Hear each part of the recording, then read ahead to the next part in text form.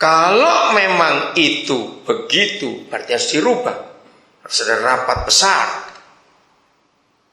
Artinya begini, seandainya maaf, ya kalau saya aja nggak menyinggung, saya minta maaf. Tapi saya akan sampaikan kebenaran ini. Untuk kita para gembala punya hati misi dan hati Yesus, berarti kita harus merubah. Entah 30-70, atau 40-60, atau 25-75, atau 20-80, antara kegiatan ke dalam dan keluar. Ngerti maksud saya? Kalau aturan kita masih lebih banyak yang ke dalam daripada keluar, nah ini yang saya katakan, perlu rapat sinode untuk merubah. Demi hati misi ini bangkit, maka gembala tidak boleh terlalu sibuk ke dalam. Betul tidak, saudara? Harus lebih banyak keluar. Artinya mengajak jemaat juga keluar. Sabtu minggu yang lalu, bukan Sabtu kemarin ya, ini Senin Sabtu minggu lalu, saya diundang satu gereja minta belajar tentang pemuritan. Nah, terus saya mulai bahwa sebelum kita bicara pemuritan, ya kita harus cari muridnya dulu dong. Mereka tertawa. Nah, bagaimana saudara membentuk pemuritan kalau nggak diajari cari murid? Mereka perlu sadar, iya ya kenapa begitu? Nah ini contohnya, betapa gobloknya kita.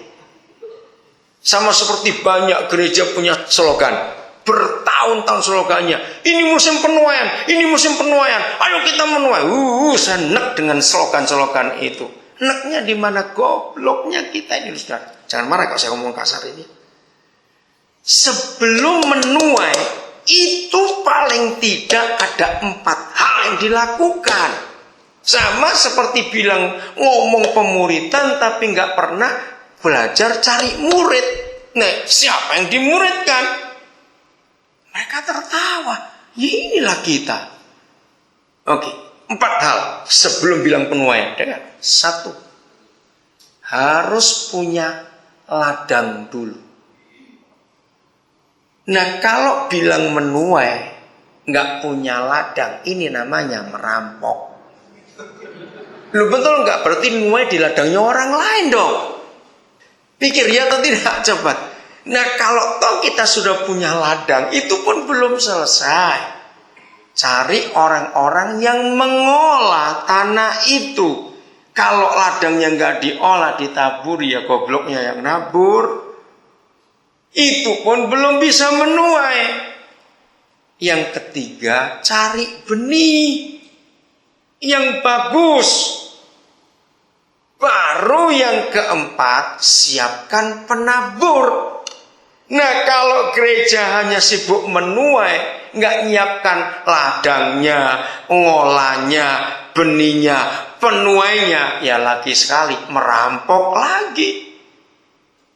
Orang lain yang punya ladang, orang lain yang garap tanah, orang lain yang punya benih, orang lain yang nabur, belum siap, kita datang ngerampok. Kan kurang ajar, betul bukan? Maaf. Hal-hal yang sederhana begini ini kita nggak pernah mikir. Taunya mau jadi saja. Nuai, enak bener. Nah, untuk cari murid, itu ayatnya gampang. Matius 28, ayat 18 mulai.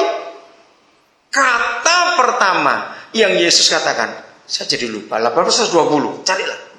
Yang katakan, pergilah kamu. Itu ayat berapa? 18-20.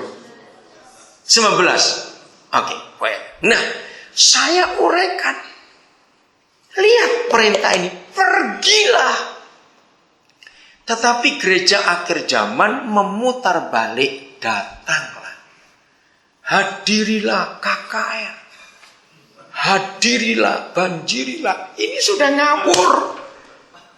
Kita ini disuruh pergi, bukan kita nyuruh orang datang, goblok. Maaf, saya harus ngomong apa adanya. Bagaimana gereja bisa berhasil misinya kalau kita memporak-porandakan Alkitab itu sendiri? Dengan konsep-konsep yang ngawur, tapi kita pakai terus sampai hari ini. Lagi sekali perintahnya pergilah, bukan datanglah. Tapi kita ngubah. Maka itu gembala dan jemaat harus pakai kata perintah, pergilah. Jadi yang pergi bukan cuma jemaatnya, lalu gembala duduk-duduk di rumah. Ingat Tuhan Yesus. Di kata terakhir, ayat terakhir Matius 28. Dan aku akan menyertai kamu sampai akhir zaman. Mengharukan. Begini simpelnya ayat itu.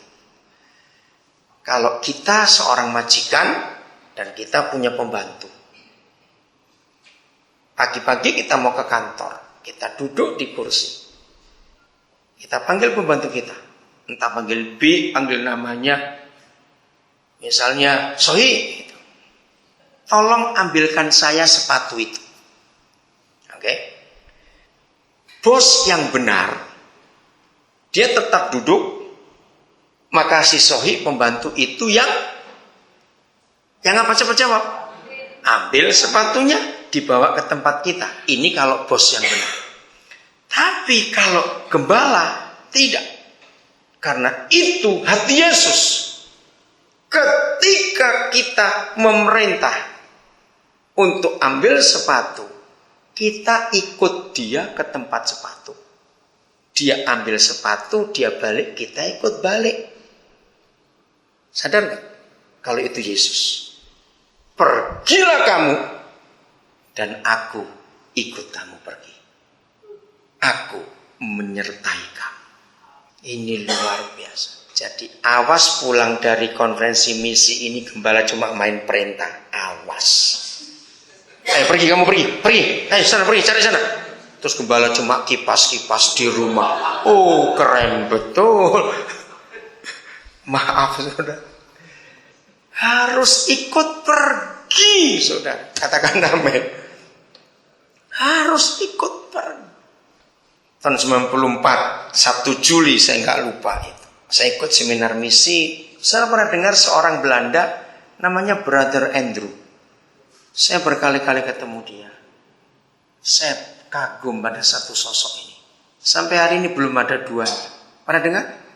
Judulnya Penyelundup Tuhan. God Smugglers. Dia adalah satu-satunya orang, sampai ini belum ada duanya, yang pernah menyelundupkan Alkitab 1 juta buah ke RRC, 1 juta buah ke Rusia, dan ratusan ribu Alkitab. Waktu itu Eropa Timur masih keras. Dia berhasil. Saudara, ternyata kesaksiannya luar biasa. Dia pernah ikut perang sebagai tentara Belanda. Dan dia pernah bermarkas di Benteng Ungaran, Jawa Tengah. Waktu dia datang ke Bukit Doa tahun 90 berapa, saya ikut bersama dia napak tilas, ini tempat saya dulu. 2 hari setelah Soekarno, presiden pertama kita, jatuh, dia datang menemui Soekarno. Dia adalah orang unik, sahabat baik Yasser Arafat, sahabat baik memimpin Hizbullah. Dia kenal dekat dengan Mikhail Gorbachev. Dia pernah bertemu dengan Leonid Brezhnev, presiden terkenal Rusia. Ini orang luar biasa. Saya kagum sama dia, masih hidup. Sudah hampir 80-an umurnya sekarang ini. Dia itu orang nekat untuk Injil, saudara. Nah, saya tuh senang kalau ketemu orang-orang kayak begitu, gila-gila itu. Demi Injil itu. Nah, waktu dia buat konferensi misi di Tawangmangu tahun 94 bulan 1 Juli, saya hadir. Satu penerangan dia katakan, kami semua tertawa dan kami bodoh. Gereja zaman sekarang, dia bilang, bawa jala yang untuk tangkap ikan ke pinggir laut sambil bawa alat musik.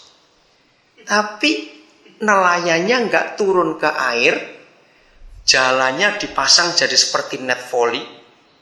Lalu penjalanya main musik, nyanyi kenceng-kenceng sambil berkata, ikan lompatlah, ikan lompatlah. Bodoh nggak kita? Nah, itulah model kita. Nginjil pakai musik, pakai segala. Terus ikan suruh lompat. Goblok, kita yang turun ke air. Jalannya kita tebarkan di air. Bukan nyuruh ikannya lompat. Kira-kira betul nggak kita sekarang seperti itu? Pergilah, jangan lupa perintah itu. Nah, kalau kita nggak pergi, bagaimana dapat murid?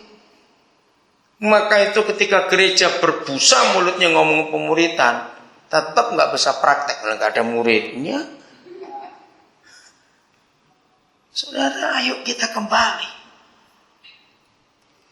Jadi terlalu sedikit bagi kita kalau kita hanya ngurus yang sudah selamat, yang 99 itu saja.